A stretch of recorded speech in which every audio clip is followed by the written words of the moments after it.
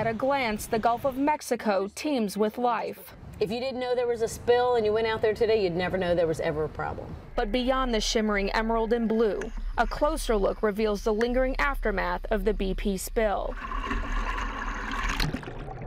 More than 100 million gallons of oil spilled before the Deepwater Horizon well was capped after blowing wild for nearly 3 months straight. Today, dolphin deaths have more than tripled, the largest die-off in Gulf history. Oysters are hurting, and nests of endangered sea turtles have plummeted. We need to get a good handle on what sort of environmental stressors are affecting these turtles both positively and negatively. In some cases, the connection to the BP spill is solid. In others, it's harder to prove. There's still a lot of uncertainty about what we know, and I think it's important to remember that there's been a lot of studies done that are confidential.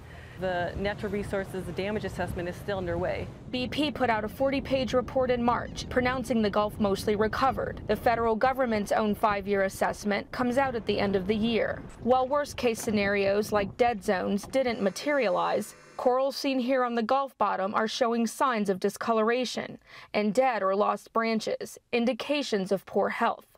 Whereas a lot of the oil came up to the surface, and we saw that in all the imagery, a lot of the oil actually went down to the ocean. And so we're trying to understand what is the impact of that on the deep sea. That's why some experiments are taking place at Ground Zero, the site of the blowout. Beth Orcutt and her team are looking at the water column and microbes that eat oil. These kinds of experiments will tell us how long oil will remain in the environment.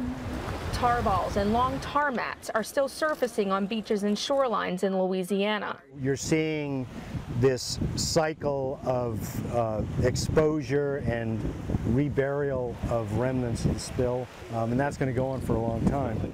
Here's what Cat Island looked like when the AP visited 1 year after the oil spill. The mangroves are brown and damaged from being oiled. And here's what the island looks like now. Because those mangroves have died, the plants and the plant roots that were helping to hold it together are now gone, and we're watching the island disappear.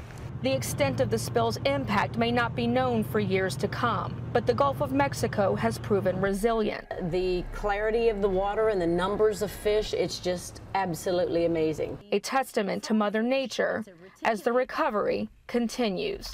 Stacy Plaisance, Associated Press, the Gulf of Mexico.